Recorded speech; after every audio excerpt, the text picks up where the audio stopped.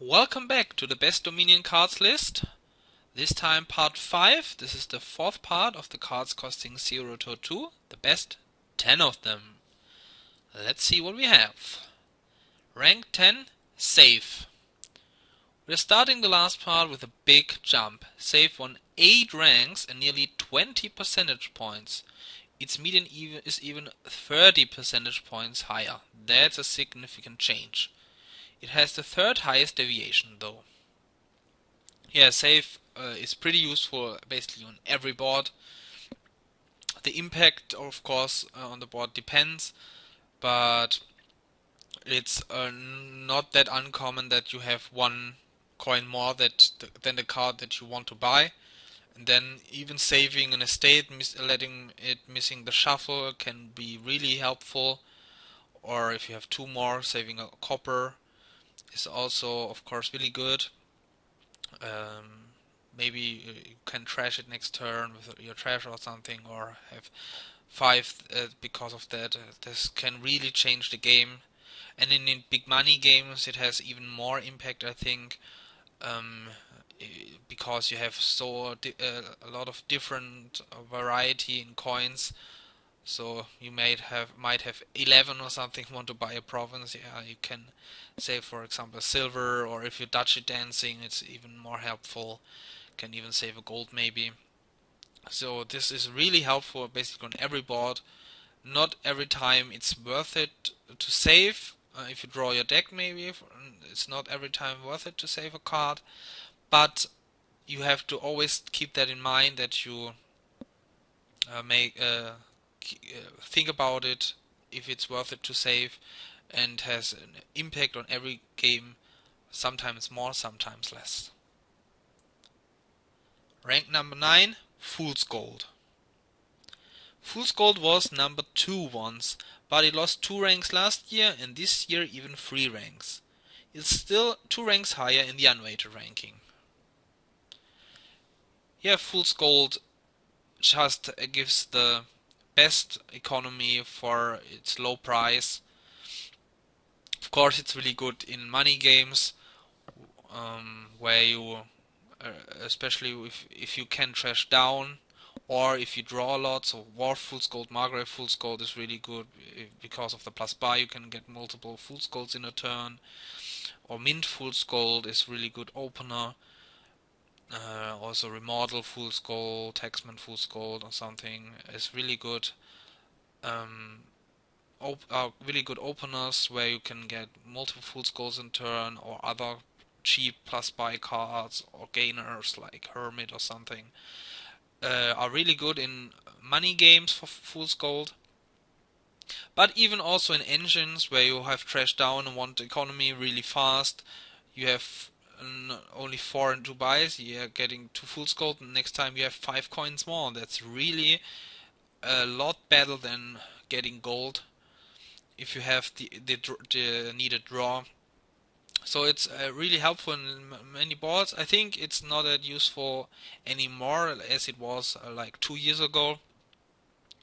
And I think I might still say that it's ranked a little bit too high, but you really can't ignore really have to think about Fool's Gold on every board, if it's how good it is, or if you can incorporate it in somehow. It's not that often anymore that it's good, but still, when it's good, it's really strong. So yeah, keep that in mind. Rank 8, Courtyard.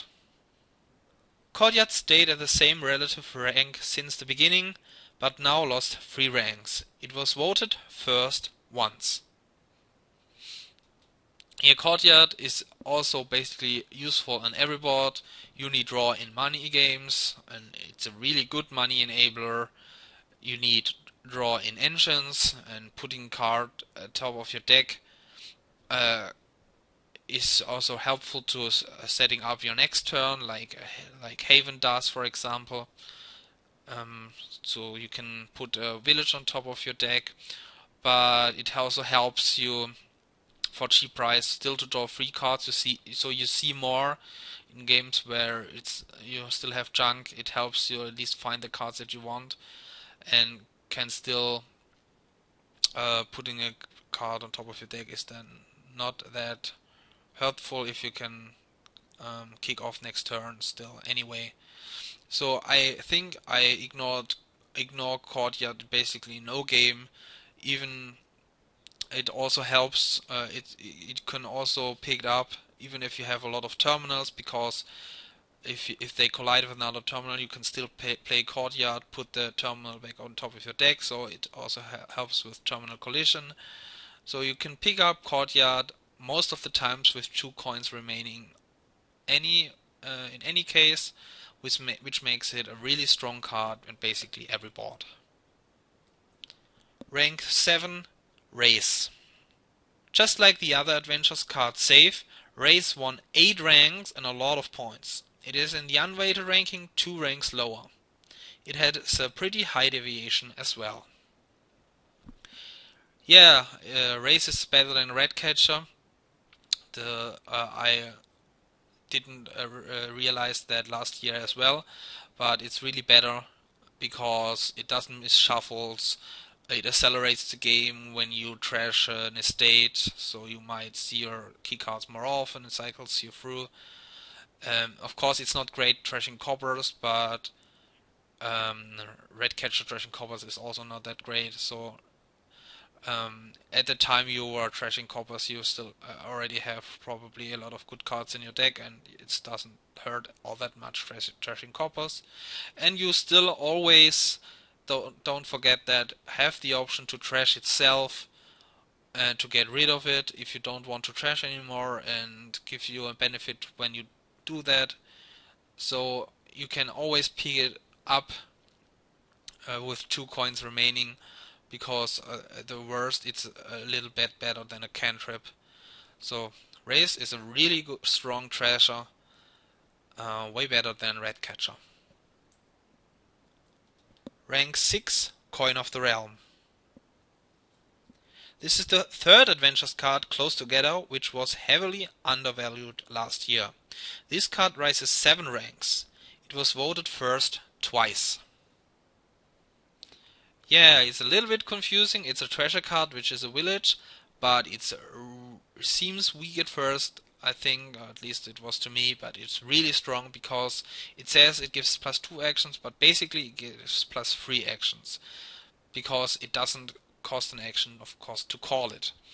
And what makes it really strong is that if you play a terminal draw card, for example, you really can't draw your actions dead, because you can always call Coin of the Realm and play the actions that you draw.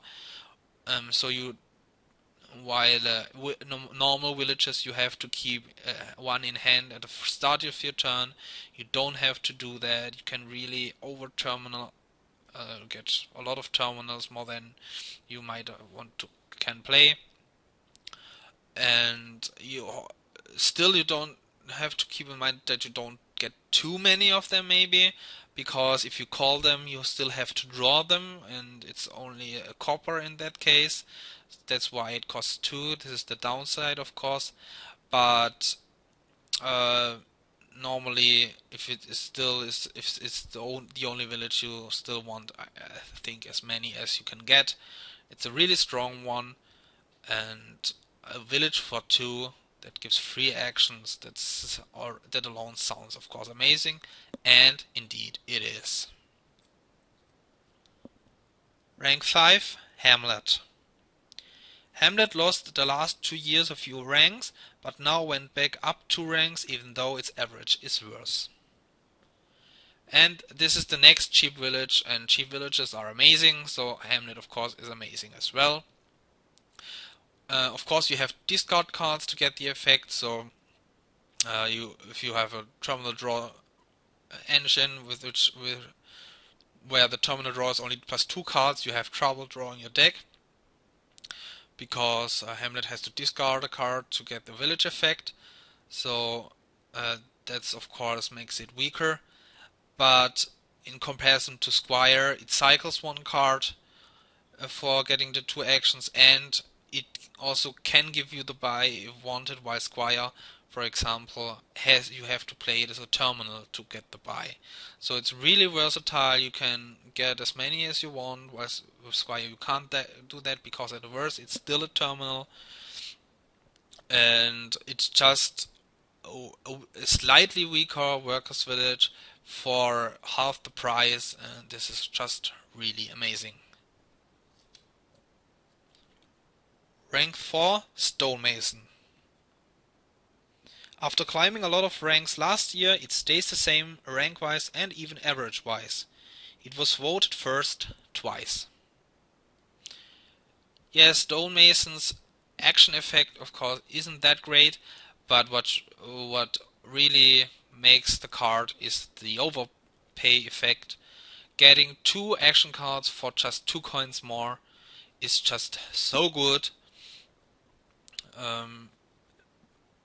I mean, you really have to be aware that, for example, overpaying for 2 labs, the second lab that you get is basically a cantrip because Stonemason is in the way that you can draw. But if you have a treasure, it's still worth it because you can still trash the Stonemason later and got the second lab basically for free. And it helps you, even if you can't do that, it still helps you winning the lab split. So even if it's still worth it doing that. So it really enables engines even if there is no plus buy, because you can get the engine pieces so fast and you have all the pile control. If there's, for example, a gold gainer as well, then you can stonemace, then the trash effect is even good as well. You can trash the golds for 2 strong actions even, and later you can trash them for duchies or pile out. Yeah, games with Stonemason pile out so fast, you have to really be careful. Those Stonemason tricks are really, as it says, tricky, but just be aware that you don't drain the piles too low. Your opponent may drain the piles so fast and win on a free pile.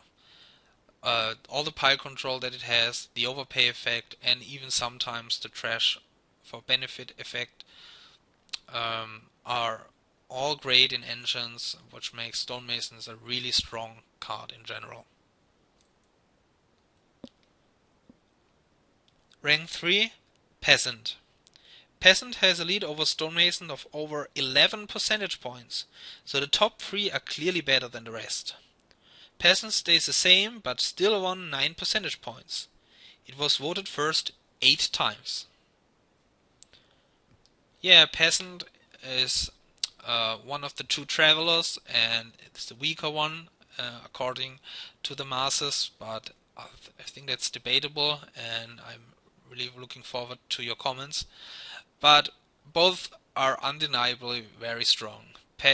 Peasant is makes engines just so strong.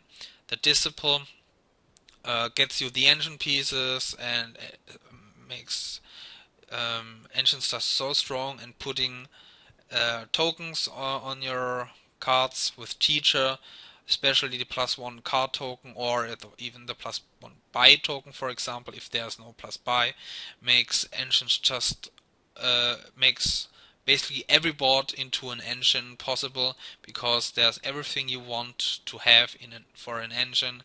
There's basically a throne room, there's draw, there's plus buy. So Peasant alone is an engine card on in itself, and is basically not avoidable basically on every board.